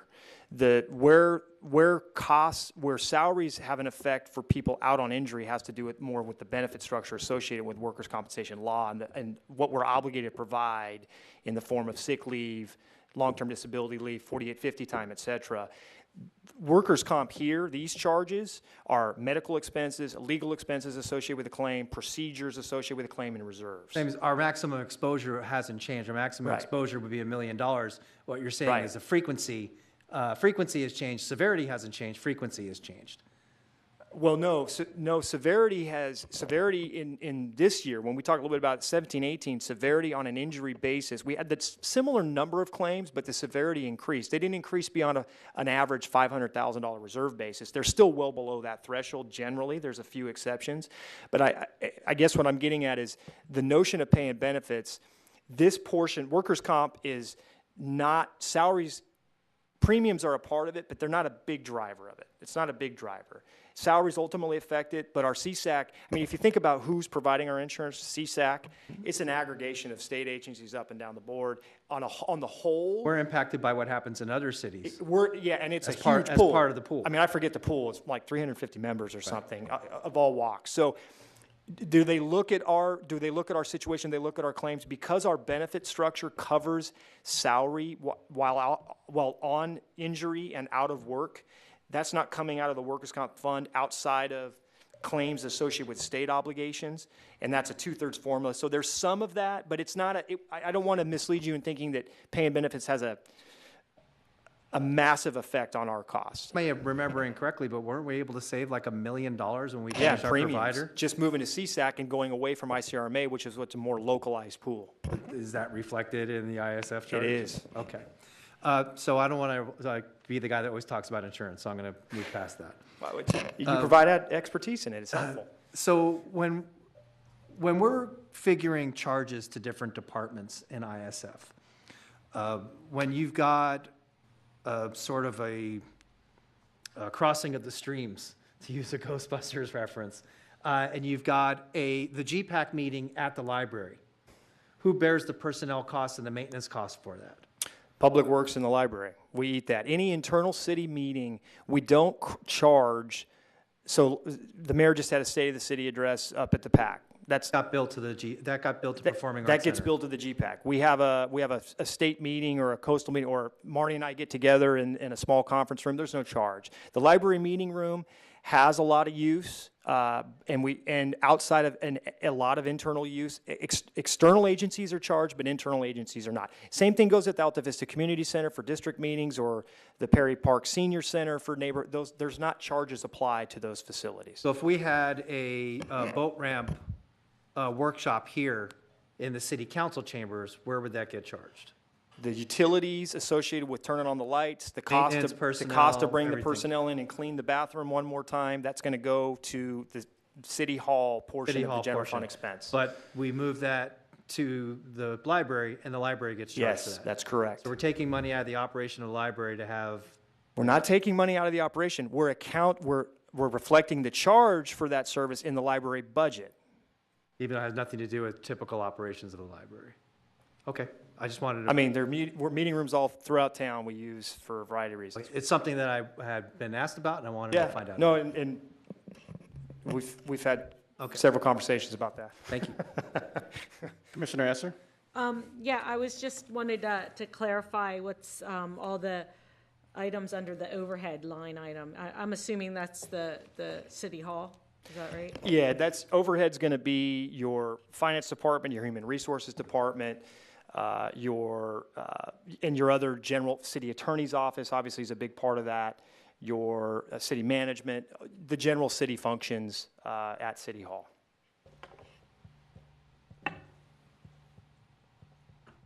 Non-operating, non-external service delivery operations is maybe a better way to look at it. Although even that's a little simplistic. Further discussions, commissioners, before we open up to public comment? No. Like to open up to public comment? Gary Ost, former Budget and Finance Commissioner, longtime student of the Internal Service Funds debate.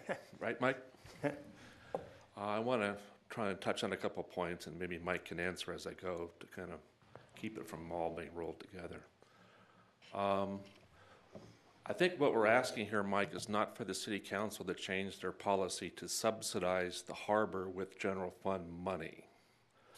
What we're asking for is the opposite, not to subsidize the general fund with harbor money.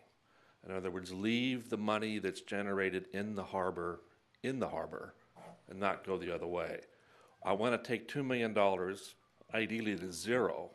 I don't want to take $2 million to zero and then have negative $2 million, go back the other way and take general fund money and stick it in the harbor. So I just wanted to clarify that that's not the intent of what this policy is about. The second thing I want to cover is there is a distinct difference between an enterprise fund and a general fund department and how the ISF is applied. If the library needs $3 million to run itself for the year, with salaries, books, whatever, it gets $3 million. Then the city comes along and says, oh, by the way, we have this internal service fund thing we're doing, and you're going to be hit with another $500,000. But what they do is they add $500,000 on the $3 million, so the library still gets its $3 million. It has $500,000 to pay the $500,000 internal service charge. So if there's $26 million of all these internal service fund charges, that doesn't result in a cash transfer into the city. And in their books, they have to have a reversing line where that's reversed out. Whereas the mayor's salary gets paid out of the mayor's budget. He doesn't go around and then get paid from the library and everybody else. So with an enterprise fund, Mike, is it true that they do not get an additional budget allocation to pay the internal service fund charge? So for general fund General shops, fund, general fund shops are going to receive general funding to pay for all charges, both direct operating expenses as well as internal service fund expenses. and The what happens difference- with an enterprise fund? So an enterprise fund, whether it's a wastewater fund or whether it's some other external fund, use the harbor, their funding source is going to pick it up. So we have to identify general funds to pay for additional internal service fund charges to general fund operating departments. Doesn't mean they have to be found. We have to identify funds to pay for it, but we use the general fund to pay for those departments. So the harbor's going to see its harbor funds pick it up. The wastewater fund's going to see the wastewater fund pick it up. Other external funds are going to see, the transit department's going to see the transit funds pick it up. General fund operations it's going to have to be picked up with either supplemental general funds through general taxes or new general fund revenues or the like. So the harbor pays its $2 million, just like the library, in my example, would have paid $500,000. It does, they But it just use gets different no funds. additional paper budget money to do Does that. not get additional general fund to pay for it. That's Correct. a critical point here. Now, when we talk about, and Mike says, well, the wastewater fund gets it, and the Performing Arts Center gets it, and the transit district gets it. I would agree. And he said the math is rigid, it's locked. They have this formula set up, and this is how it all gets allocated, and everybody gets it. Well, that doesn't make it fair in the way it's actually implemented on a cash transfer basis. Only the enterprise funds actually have to dig into their pocket and put money over into the general fund, the way it's working. Two, The Transit District, the Performing Arts Center, the Wastewater Fund do not generate tax money, okay? The harbor generates tax funds and a substantial amount of them, and what does it get for generating those tax funds, which is supposed to go to pay for all these government services? That's the double taxation aspect. The Performing Arts Center doesn't generate taxes, so it can't claim that. So there's a couple differences here. One, general funds are treated entirely different than general fund accounts as far as the cash transfer goes. And then if you say, well, it's all the same for all the general fund accounts, well, it really isn't, because the harbor's over here generating a substantial amount of tax money, which is supposed to pay for these very overhead items. So I just wanted to clarify those points, that it is a policy decision by the city to have as many internal service funds as they do. And in my mind, the net result of it is it hammers the harbor funds the most, $2 million, and inappropriately so, because they're already generating tax money that's supposed to pay for those services. So if you're trying to orchestrate or engineer a system that you could possibly argue to allow you to pull this money out of the harbor, that's exactly what you do. And when the initial auditor looked at this, and Mike was honest enough to say there were some issues there, all he did in his narrow scope of work was look at the allocation method and if it was fairly allocated to everybody. And he said, yep, they made no math errors. Yep, they made no math errors as they took all that money out of the harbor. He didn't say whether it was sustainable. He didn't say whether it was being done in other cities. He didn't put blinders on and only looked at the math. Excuse me, Gary, we are at 6 minutes. Unless That's good. someone else likes to sit in. I'll stop there. I think I got my points out. Thank you. Thank you, Gary. Do I have any more comments, commissioners or staff? Oh, more comments? State your name, please. Elizabeth Moorfield. I have been digging into ISF funds, especially where it applies to the library, because I am a library commissioner, but I am here tonight not representing the Library Commission. What I have concluded is that the internal services funds discourage departments from understanding their budget and their costs, because it's general service funds, especially in an organization that's 100% funded by the general fund. Internal service funds are funny money. Buried in there are inefficiencies that then departments are not incentivized to control. It's not the real, they don't think of it as the money they're using to run their department. But buried in there are the number of phone lines you have, the number of computers you have, how often things get cleaned. All comes out of internal service, HR services, all of that is buried in there. And so the departments, if we're going to hit a crunch time, I believe the internal services funds have to be restructured, retweaked, because the savings are going to come from each department understanding how their behavior drives those internal services funds. And I'm not talking about the IT department understanding how they staff their department. I'm talking about their users understanding what they're getting charged for what they ask for. Because right now, it's in one pocket and out the other. And the city manager actually said that to us on Monday night. The other point I would like to make on internal services fund is as you dig deeper into it, there are inconsistencies. Occupancy for the library, for example, does not include the garage. But when it comes to liability insurance, it does include the garage. So if one of you is parked in the garage and hurt yourself, and heaven help me if you're an employee, because now we've workman's comp to add to that formula. But if an employee who is parked in the library garage hurts themselves, that gets charged to the library. The library at that point is not performing and not acting as a library, but they are 100% bearing the cost of it.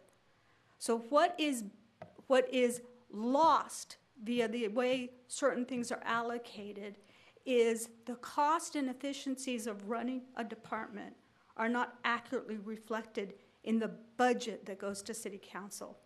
It doesn't really cost $3-point-something million to run the library. Because really and truly, the library cost is personnel and books. And when you take out internal services funds from our existing library, we are comparable to county, we are comparable to El Segundo, we are comparable to other cities in the area. Internal services funds inflates because no one's paying attention.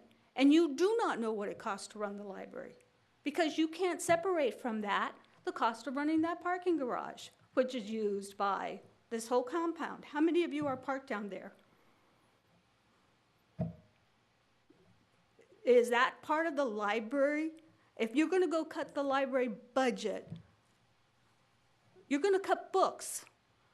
It is an absolute embarrassment that we are spending less on books today than we were 12 years ago. And when I pointed that out to the city manager and asked for his commitment not to further cut the operating budget of the library, he told the library commissioners, he challenged them to raise revenues. If we wanted a larger operating budget, we needed to raise revenues. How do you suppose a library department, which is a service department, is supposed to do that? So you are hitting on a subject that I think doesn't just affect the library. There are some, if we are going to hit some tough times down the road, each department has to understand the controllable part of their internal services fund. And you, if you're going to set policy and make recommendations to the city council, have to understand it. And as you go in department by department, there are inconsistencies in how things are applied. And I think in the case of the library, I'm not sure what you can do about it, but there are some funnies. It's not just the harbor. There's some others sort of buried in the weeds, as you guys have said. So, thank you. Thank you, Elizabeth, for your comments. Appreciate that. I take it the library isn't allowed to charge for storage of city vehicles in the parking structure? Okay. Well, no, but it's not a bad idea.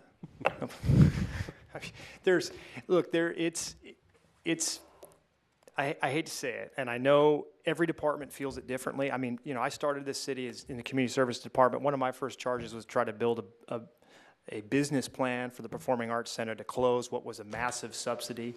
A lot of that subsidy was to cover internal service fund expenses. But a lot of these internal service fund expenses, while they may feel a little bit like the boogeyman, they are, unfortunately, obligations to deliver service. You can't have a library. I mean, in an ideal world, we'd have no workers' comp claims, and we'd have nobody come in and claim that we did anything wrong in the library ever and ever be sued. That would be great. And if we didn't have that, we would have zeros in these columns. If we, maybe not a zero, because we'd still have to cover on a premium base, but we'd see different charges. If you're in the police department, look at their internal service fund charges. Look what drive that, workers' compensation liability. They're huge because, unfortunately, given the nature of what we do as a government, it's the cost of doing business. We live in a world that's full of claims and litigation, and we have to bear that somewhere. And every operation gets an allocation for its fair share under the formula. Can you address that, the rationale behind the idea that the library would be allocated the insurance charge for the parking garage here at City Hall where it services the entire platform? And this is where Elizabeth and we agree on a lot, but we agree here for sure that and we're going to be looking at this as part of the ISF. If the entire structure on a liability basis is assigned to the library, you could argue that's not a precise allocation, right? Because obviously the structure is used not just for the library, but for civic center purposes as well. We'll look to make a change to direct a portion of the occupancy attributed to the structure to non-library functions. That said, and this predates me, that library is built on a civic center parking lot. The structure is there but for the library. So all of it should be charged to the Civic Center. Well, hold on. The structure wouldn't exist if there wasn't a library.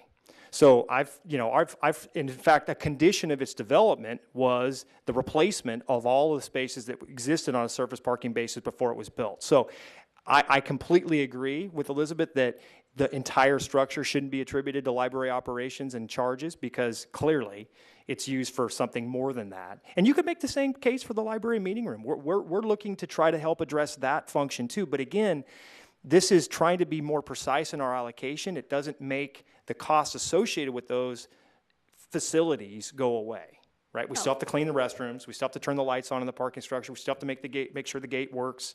We still have to make sure we're ventilating the space properly. Egress, ingress is safe. If there is a trip and fall down there, if we don't charge at the library, it doesn't mean that trip and fall expenses are going to go away. The general fund's still picking up those costs. So, look, I mean, ISFs, I get it. I've lived the frustration, but it is how you attribute and allocate costs for internal services that are used and consumed by different operations, some of which are enterprise and externally funded, some of which are internally funded via the general fund. But I guess my point is that right now, the internal service funds, number one, in terms of percentage of budget, is the water fund and economic. The second is the library. Right now, 42% of the library budget is internal service funds. The insurance On a bill- percentage basis, on a not total percentage- cost, not but total- percentage, On sure. a percentage of our budget, it's 42%. So it's technically larger than the waterfront department. No, the waterfront department is 48%. It came down from 51%. Oh, the department had spent, not the Yeah. enterprise, Right. not the enterprise, the department, okay, The department. right. But one insurance bill was larger than 6 months' worth of our operating expenses. The delta that went to our insurance for that building was $170-some thousand. That's big. And that was the delta to the mid-year correction. Our book budget, let's go back, our book budget is $430,000 a year. And our insurance bill was half of that. The increase in our insurance bill was half of that, when 2/3 of the library building is parking lot. So there are inequities that you're going to find if you start digging and going down. And will it change the city's financial situation? No. You're exactly right. We will have to pay the insurance bill. But it'll reflect the allocation more accurately, which is what we strive to do. What is being hidden by ISF is the fact that the library budget has been cut every year for the last 12 years. The operating budget has been cut. It hasn't kept up with inflation. It doesn't matter if you're talking then-year dollars or now-year dollars. Every year, it just gets eroded away because we've got to control the total budget for that department. And so you're right, the insurance has to get paid. Workman's comp has got to get paid. But it is hiding the fact that Operations has not seen increases, right. and it's Right. all being hidden because of the magnitude of ISF. And because the department heads don't feel they can control their ISF charges, they are not. Well, it seems like, thank you, Betsy. It surely seems like it'd be something maybe to discuss at some point. I don't know if it would be a referral for discussion, which would be our next item, whether or not there's some sort of a stop loss, some critical mass that's reached. It doesn't sound practical to me, but it's maybe worth. Yeah, I mean, I think it really, striving for accuracy in the methodology of capturing appropriate building occupancies, ascribing them to the right functions, that's time well spent. It's not going to change our bottom line, but it's time well spent to precisely reflect a cost of doing business. There's no question. And I think we can get into that in a little more detail when we do a more comprehensive look at the ISF program. And again, I don't expect that next month or the following. We want to agendize that where we have some bandwidth for Well, it. we're coming you know. over to your house. Yeah, that's fine. Hey, listen, I'll host an ISF party. We can, maybe we'll need a few cocktails to make it tolerable. I don't know. Pizza party. Yeah, but we'll look for that sometime this summer probably, so we can get into it more comprehensively. The next time we make adjustments is at mid-year next year, as you know. So it won't. What is going to happen for 18-19's budget process is already set based on the actions that we're taking at mid-year. Thank you, Elizabeth and Gary, for the public comments and also the response, Mike. And as we know, a lot of it has to do with change tort law, and that has to do with the state of California. Oh, you want to be here all night. Yeah. So. Part of this goes back to our discussion earlier, though, about the letter and about controlling employment costs, because a lot of